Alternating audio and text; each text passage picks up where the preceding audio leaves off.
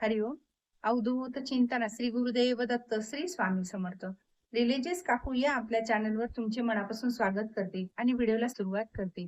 तुम्ही या चॅनलवर नवीन असाल तर लाईक शेअर आणि सबस्क्राईब करायला विसरू नका. तुमचे एक लाईक आणि सबस्क्राईब आम्हाला पुढे जाण्याची बळ देते. चला तर व्हिडिओला सुरुवात करूया. बघा, हे अधिक महिना आहे, तर ह्या अधिक महिन्यामध्ये जितके आपण उपाय करू, जितके आपण सेवा करू, तितके आपल्याला भरभरून यश प्राप्त होत असतं. 33 पटीने अधिक फळ मिळत असतं. आणि भगवान हरी विष्णू आणि माता लक्ष्मी आपल्यावर प्रसन्न होत असते. तर जितकी सेवा करता येईल तितकी तुम्ही आवर्जून सेवा करायची आहे. सेवा छोटी असेल किंवा मोठी, ती सेवा म्हणजे एक सेवाच असते. तर त्याला म्हणजे लहान मोठं काही मानायचं नाही.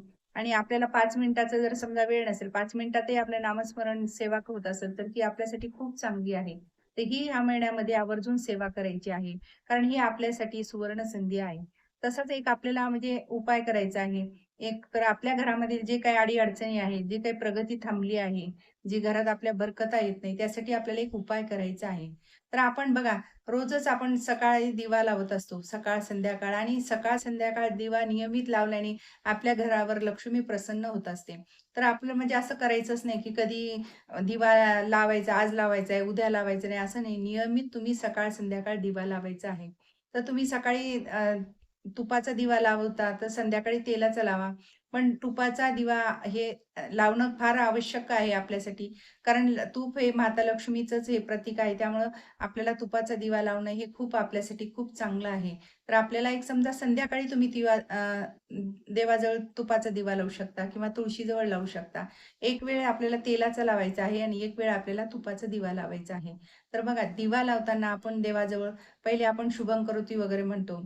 तर ही आपल्याला श्लोक म्हणायचे आहेत आणि त्यानंतर आपल्या हातावर आपल्याला एक कापूरवडी घ्यायची आहे आणि आपल्या म्हणजे उजव्या हातामध्ये कापूरवडी घ्यायची आणि आपली हात असा झाकून ठेवायचा आहे आणि जी काही आपली इच्छा असेल मनातली, ती आपल्याला देवाला बोलून दाखवायची आहे.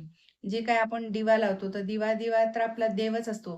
कारण दिवा आहे म्हणजे आपलं देवापर्यंत पोहोचण्याचं हे साधन आहे. तर आपण हे दिवा लावतो, त्याची ज्योत आपल्याला देवापर्यंत पोहोचवते. आपली जी काही इच्छा असेल, तर ती आपली ज्योत आपली देवांपर्यंत आपली इच्छा पोहोचवते. त्यामुळे दिवा प्रज्वलित झाल्यानंतर आपल्याला आपल्या हातामध्ये आपल्याला कापूर घ्यायचा आहे. जी काही आपली इच्छा आहे ती आपल्याला बोलून दाखवायची आहे. ती इच्छा आपल्या बोलल्यानंतर तो कापूर आहे तो आपल्याला त्या दिव्यात टाकायचा आहे. आणि दिव्यात म्हणजे कापूर टाकल्याने घरातही सकारात्मक वातावरण तयार होते. जे नकारात्मक वातावरण आहे ते निघून जाते आणि आपल्या घरातही बरकता येते. दिवा लावल्याने सगळे म्हणजे देव तर प्रसन्न होतं. लक्ष्मी माता सुद्धा आपल्या घराकडे आकर्षित होत असते.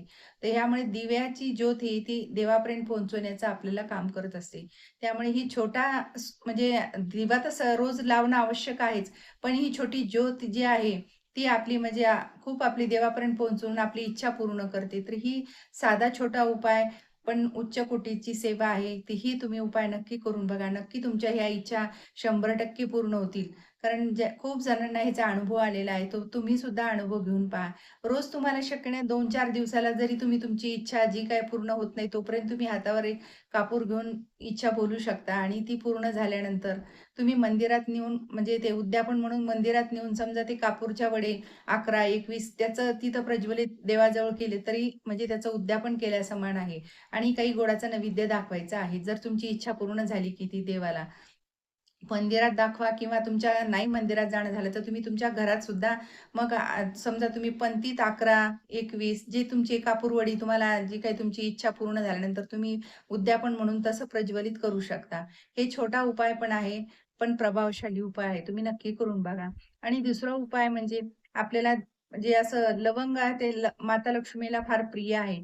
तर लवंग सुद्धा आपल्याला म्हणजे तुम्ही दिव्यात टाकू शकता आणि नाहीतर मग तुम्ही म्हणजे का हनुमान म्हणजे हनुमानांना पण लवंग प्रिय आहे. तर हनुमान म्हणजे मंगळवारी आपल्याला ही सेवा करायची आहे. हनुमंताचं दर्शन घ्यायचं आहे आणि तिथं दर्शन घेतल्यानंतर तिथं आपल्याला त्यांना 11 म्हणजे लवंग किंवा 21 लवंगाची अशी आपल्याला माळ तयार करायची आहे. आणि आपल्याला ती हातात माळ धरून आपली जी काही इच्छा आहे ती आपल्याला हनुमंतरायांना बोलायची आहे. पहा, आपण म्हणतो हनुमंतराय म्हणजे संकटमोचन हनुमान असतो.